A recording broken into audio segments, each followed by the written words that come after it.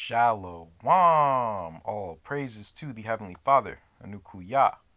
Praise be to the earthly mother, the Pachamama, and all of her earthly angels, the Erkadeshoi. Praise be to the Holy Spirit, the Kahe, in the name of his only begotten Son, Motsah the Lamb, unification to the nation. Okay, guys, so now, we are going to speak on Sodom and Gomorrah, as well as Egypt, quote unquote. And hey, man, I got a lot of things I'm re-looking into, that I'm trying to correct myself on, just so I can find the truth. This is the stuff that I make on my channel is not to bolster myself. Is not to make myself look good. It's simply to share my information. You guys are pretty much watching me in live or in live time uh do research. That's really all this is. Um I am planning a new project, a channel where I put most of my information in documentary style videos. But when that comes out, I'm not really sure. Probably when I have enough time to scrape together to start production on that, I will begin doing so. But I need to hammer some things out before I do that, so I'm not looking stupid. And this is one of the concepts that I need to hammer out. So before I said Sodom and Gomorrah was in North Africa, and now I'm completely changing my mind on that. I believe that Sodom and Gomorrah was in where it was near New Mexico, Arizona, Utah, that area. That's where I believe Sodom and Gomorrah was. And we're gonna go over it. Because I'm pretty damn sure that this is it. I'm pretty sure it is. So, let's begin. And this is why you need to go into the scriptures to prove certain things, because without it, we're just making guesses. That's one thing I really have understood throughout this whole research. You have to connect things back to the scriptures, because they will always lead you to the right place. North Africa makes sense for Sodom and Gomorrah, but this makes more sense because it aligns with the scriptures. So we are in Joshua chapter 10, verse 19 through 29. And the children of Ham were Cush, Mizraim, Phut, and Canaan, according to their generation and cities. Now, according to my research, only two of those four entities are actually from Ham, and that is Cush and Mizraim.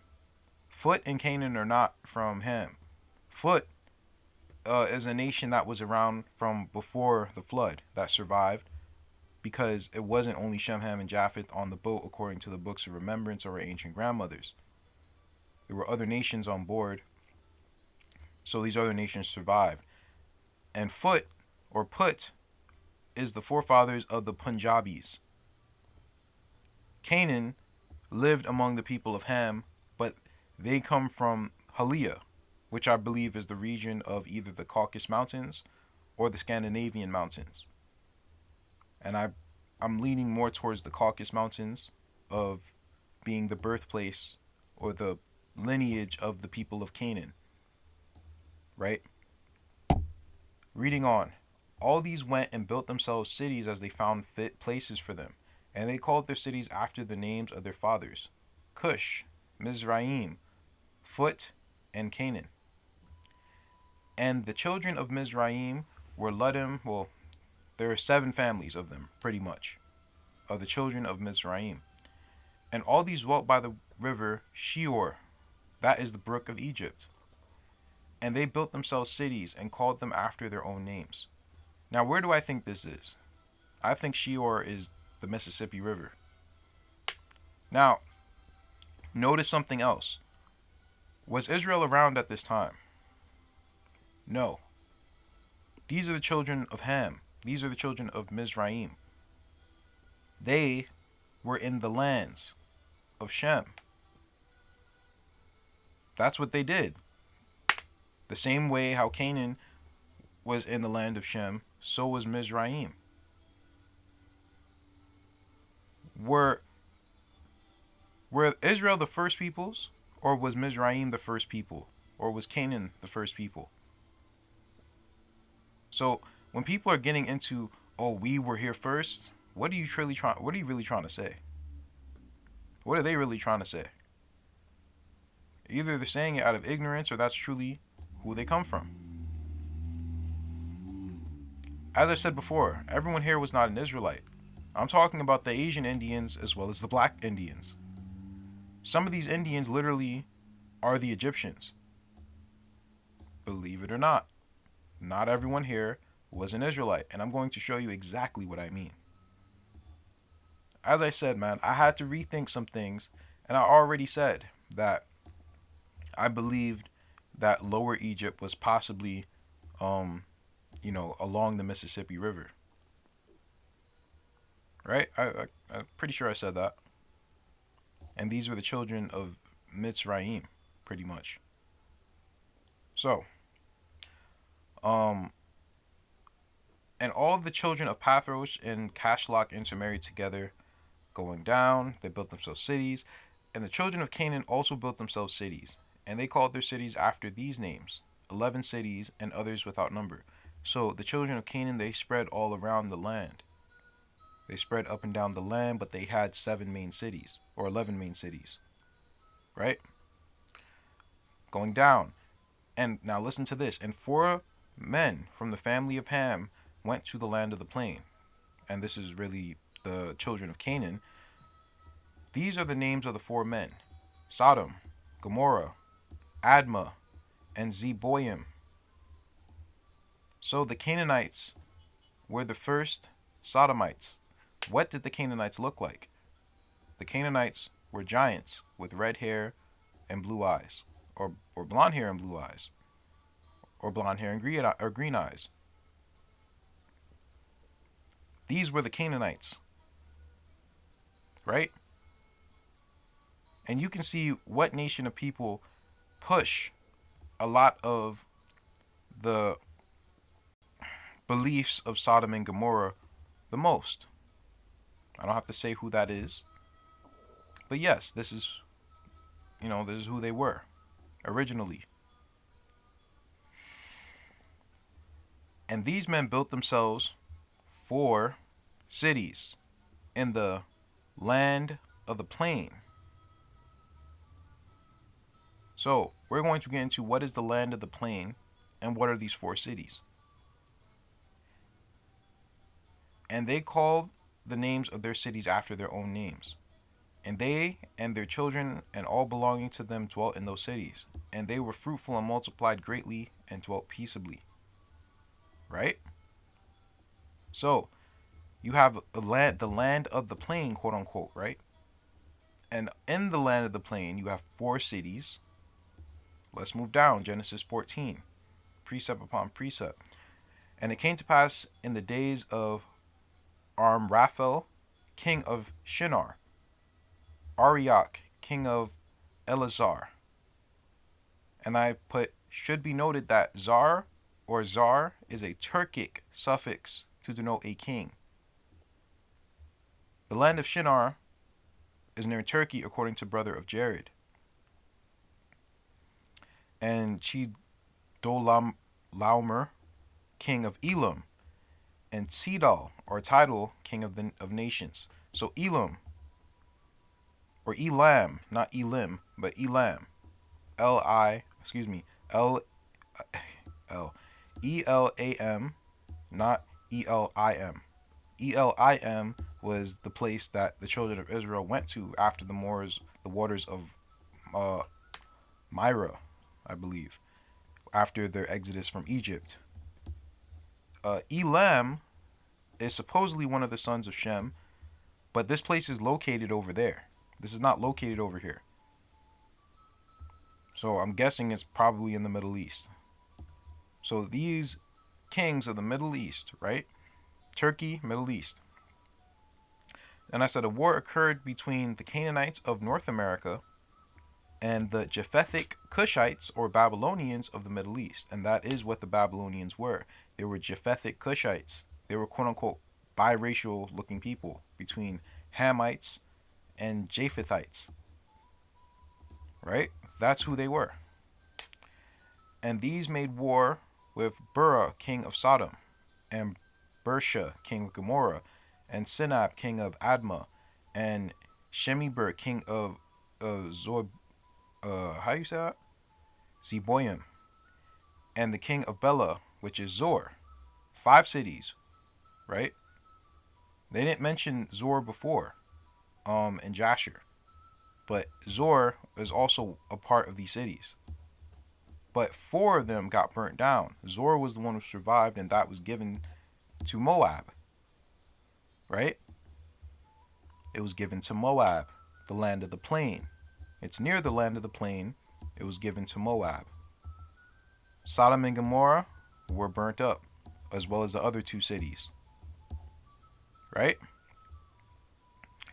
And all these were joined together in the Val of Siddim, which is the Salt Sea. And what is the Val or Valley? That's the valley or the plainland of Siddim, which is the Salt Sea. Okay.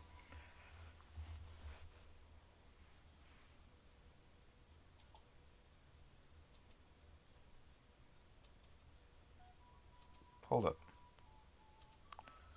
The biblical Zor or Zorah, previously called Bela, was one of the 5 cities of the plain, a pentapolis, apparently located along the lower Jordan Valley and the Dead Sea.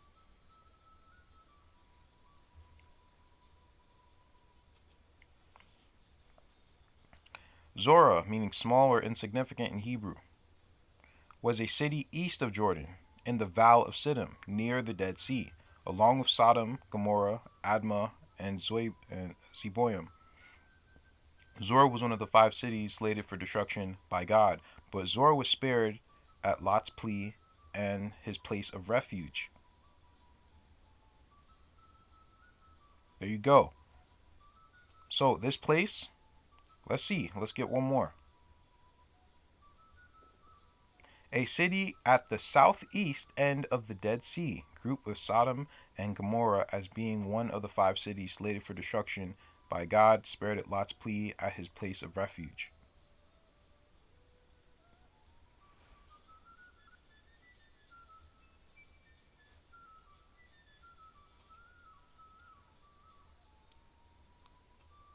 The Great Salt Lake of Utah, the Dead Sea, Chinnerith, or the plain of the Salt Sea. Southeast of the Great Lake of Utah is all of this burnt up land, some of which being the Grand Canyon or the different reddish lands of this area. Let's take a look at some. This looks pretty burnt, doesn't it? Let's zoom in on this. If this loads.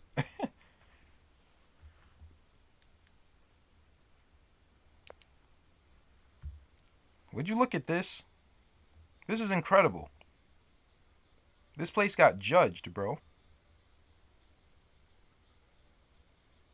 Let's get another one.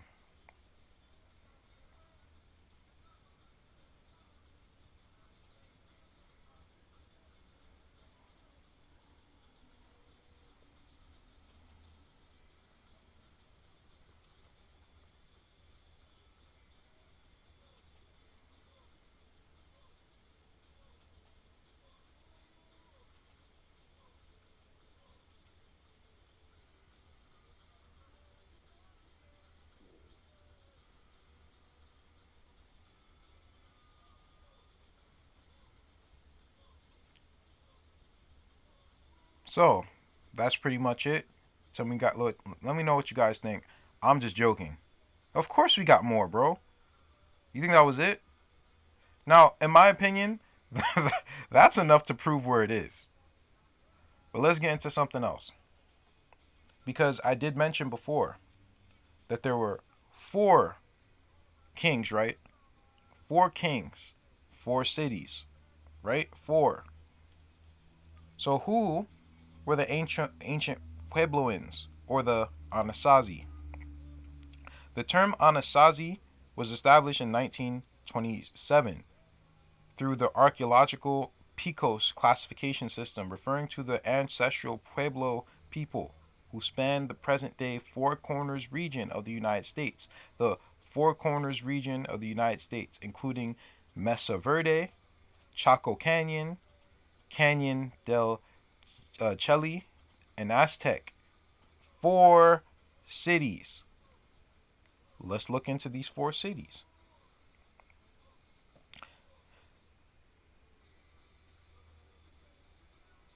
Let's go to Mesa Verde. Because they're confused as to who built this place. Four cities. This is one of them.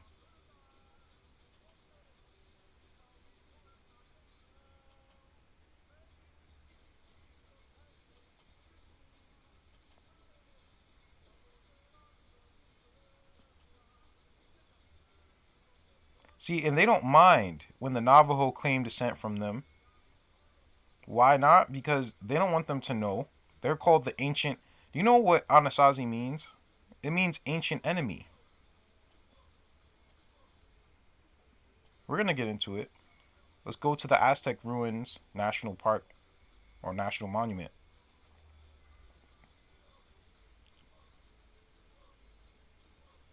City number 2.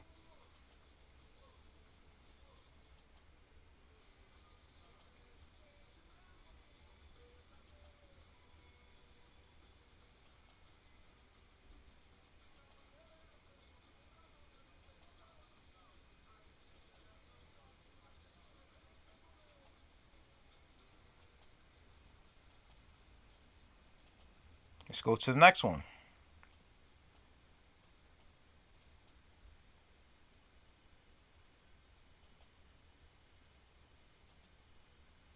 Chaco culture.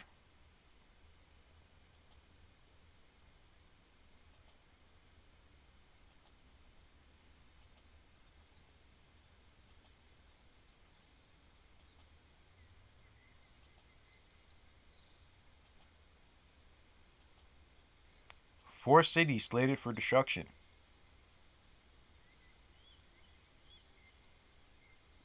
That's city number 3.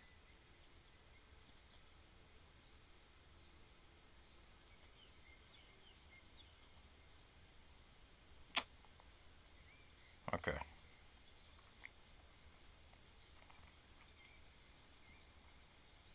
City number 4.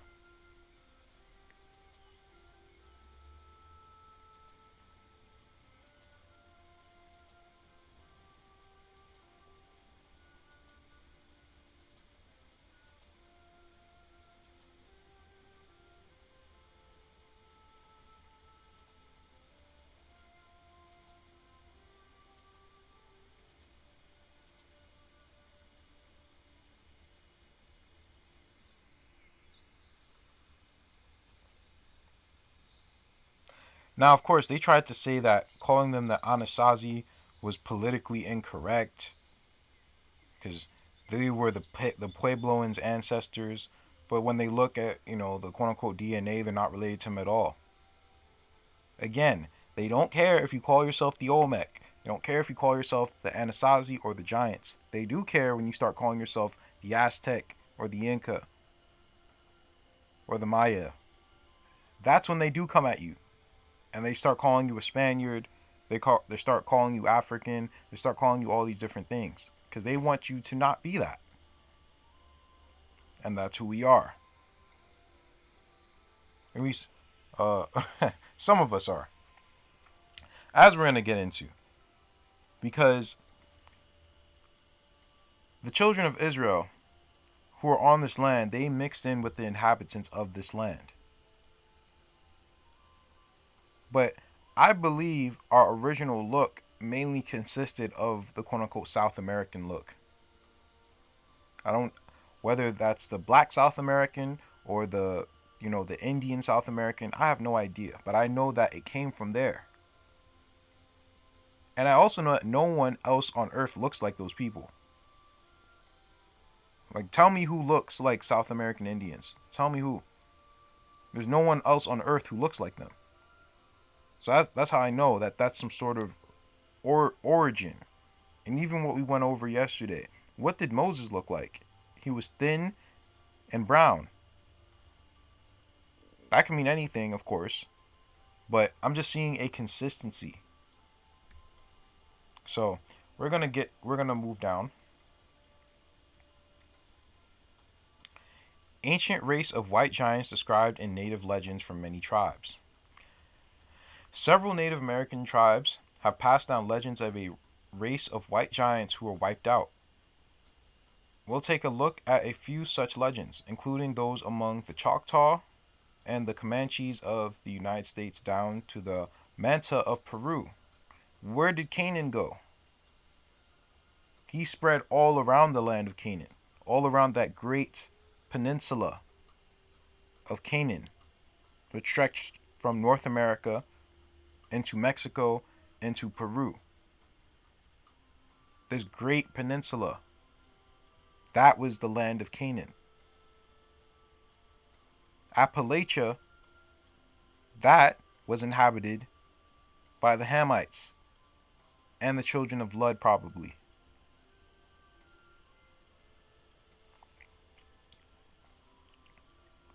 Choctaw. Let's read some of this. The tradition of the Choctaws told of a race of giants that once inhabited the now state of Tennessee, and with whom their ancestors fought when they arrived in Mississippi in their migration from the west. The tradition states the Nahulo, race of white giants, was a wonderful stature. We went over the Nahulo. Cushman said Nahulo came to be used to describe all white people, but it originally referred but it originally refers specifically to a white race with whom the Choctaw came in contact with when they first crossed the Mississippi River. See that? The Nahulo were said to be cannibals, whom the Choctaw killed whenever the opportunity arose. Comanches, chief Rolling Thunder of the Comanches, a tribe from the Great Plains, gave the following account of an ancient race of white giants in 1857. Innumerable moons ago, a race of white men, 10 feet high, and far more rich and powerful than any white people now living, here inhabited a large range of country, extending from the rising to the setting sun. Wow. Again, this sounds like the Canaanites, bro. Because it is.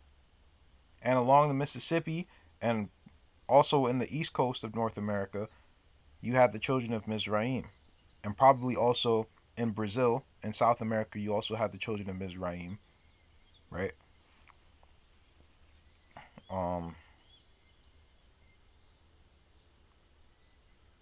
Their fortifications crowned the summits of the mountains, protecting their populous cities situated in the intervening valleys. They excelled every other nation which was flourished, either before or since. Sounds like the Egyptians, doesn't it? Either before or since, in all manner of cunning handcraft, were brave and warlike, ruling over the land they had wrestled from its ancient predecessors with a high and haughty hand. Compared with them, the pale faces of present day were pygmies in both art and arms. Yeah, but some of them still descend from them. Yeats also writes of the Starnak people of Navajo legend, describing them as a regal race of white giants endowed with mining technology who dominated the West, enslaved lesser tribes, and had strongholds all through the Americas. They either were extinguished or went back to heaven. In 1553, Pedro Cieza de Leon wrote in Chronicle of Peru about legendary giants described to him by the Manta indigenous peoples. There are, however, reports concerning giants in Peru who landed on the coast at the point of Santa Elena. The natives relate the following tradition. We went over this already. But we'll read it again. They arrived on the coast in boats made of reeds, as big as large ships, a party of men such size that, from the knee downwards, their height was as great as the entire height of an ordinary man. Though he might be of good stature, their limbs were all in proportion to the deformed size of their bodies. It was a monstrous thing to see their heads, with their hair reaching the shoulders. Their eyes were as large as small plates. Leon said that the sexual habits of the giants were revolting to the natives, and heaven eventually wiped out the giants because of those habits. Yeah, because they were engaging in sodomy. Sodom and Gomorrah, these white giants, were doing that. That's what they were about.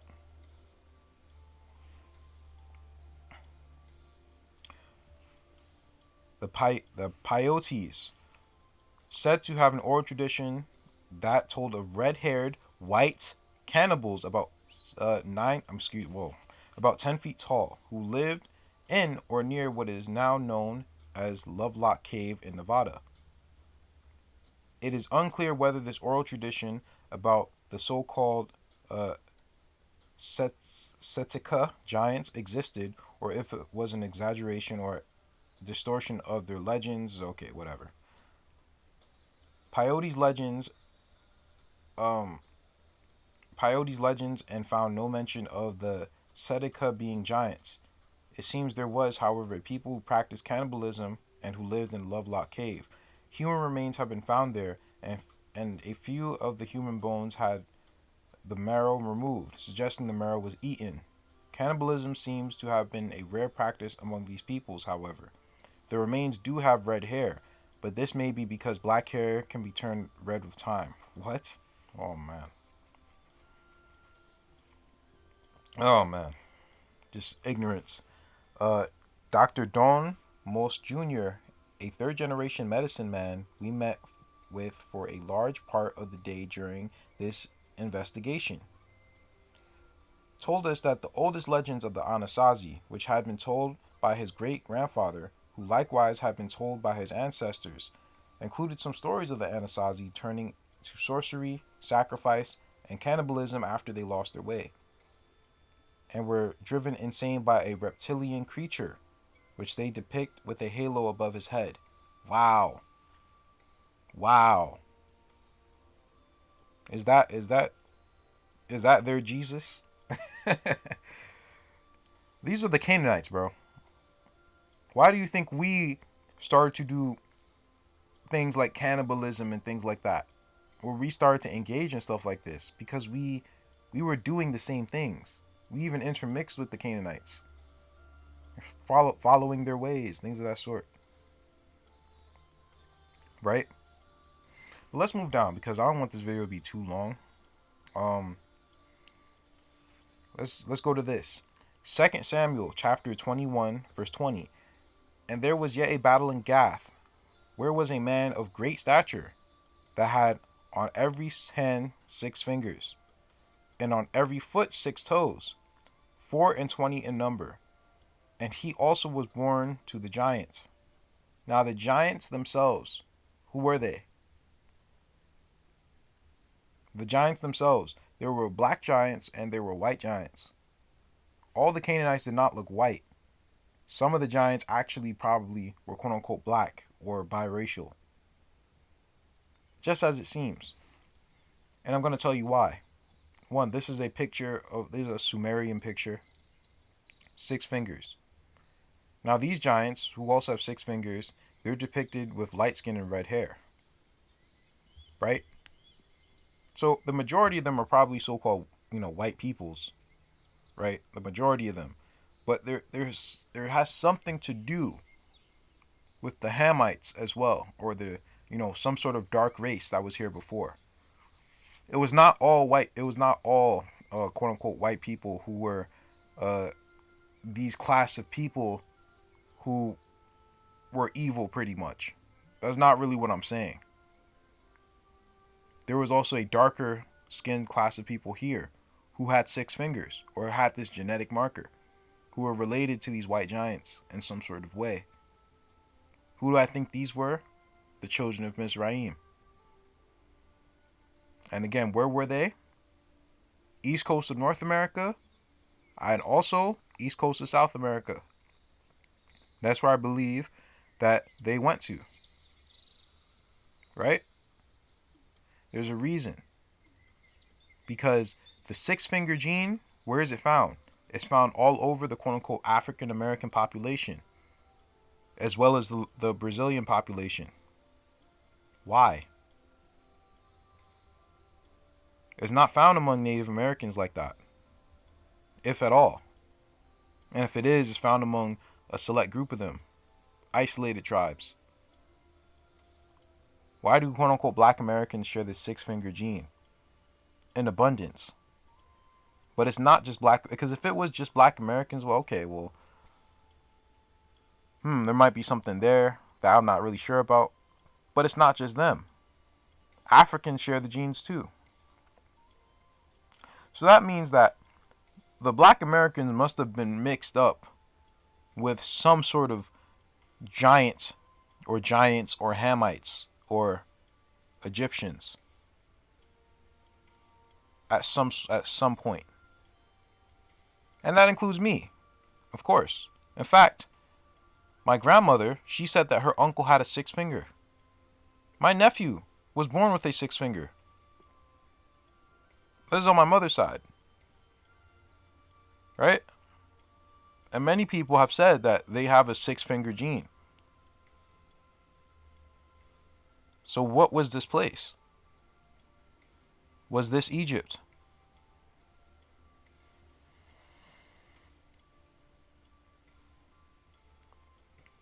Why ancestral Puebloans honored people with extra digits?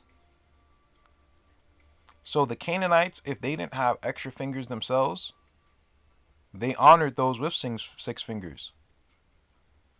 The Nahulo had six fingers, double rows of teeth. I'm not gonna read all this. I want to finish up because my neck kind of hurts. I'm sitting in an awkward position. But polydactyly, polydactyly. I think that's how you say it. Supernumerary digit is a condition in which an individual has greater than 5 fingers or toes on the hand or foot. Now, there are two different types. There are the one where he has 2 thumbs and one that's 2 pinkies. Let's take a look at these carvings. Do they have 2 thumbs or 2 pinkies? This is the big toe right here. This is the big toe right here. So is it 2 big toes or 2 pinkies?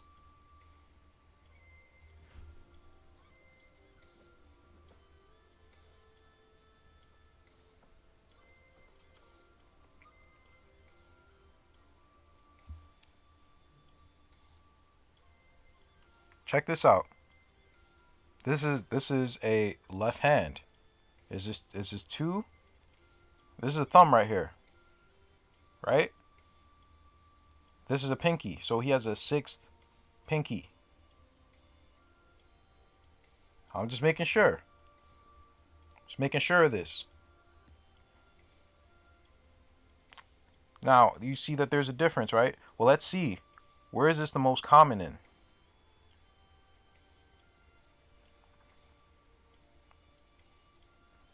Preaxial. Let's see where that's common in.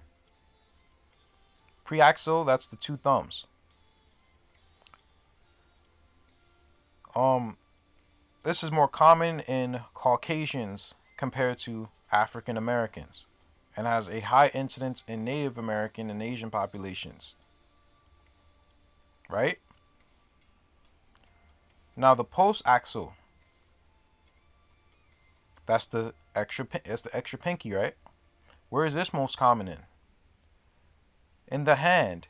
This is 10 times more common in the African and African American population compared to the Caucasians.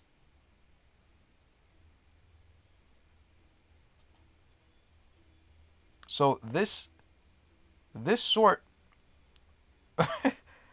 this sort of a hand is more it's in the quote unquote African American population as well as the African, but mainly in the African American population than it is in everyone else. Why? That's because I believe that these lands on the east coast of the Americas, I think they were Egypt. Of course, Antarctica, Australia, this is also that's also Egypt, right? I think that was also Egypt. But as far as what the scripture was talking about,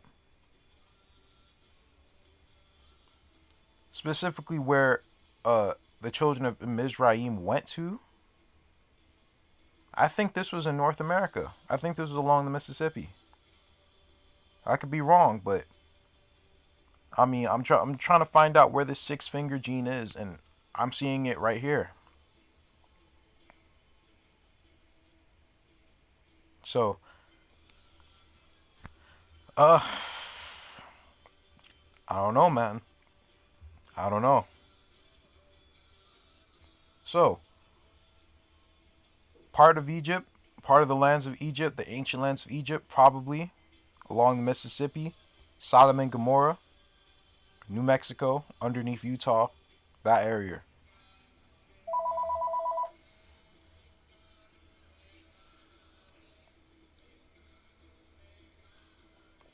That's all I got, guys. I hope you guys enjoyed. Let me know what you guys think. May peace be with you. Say Allah.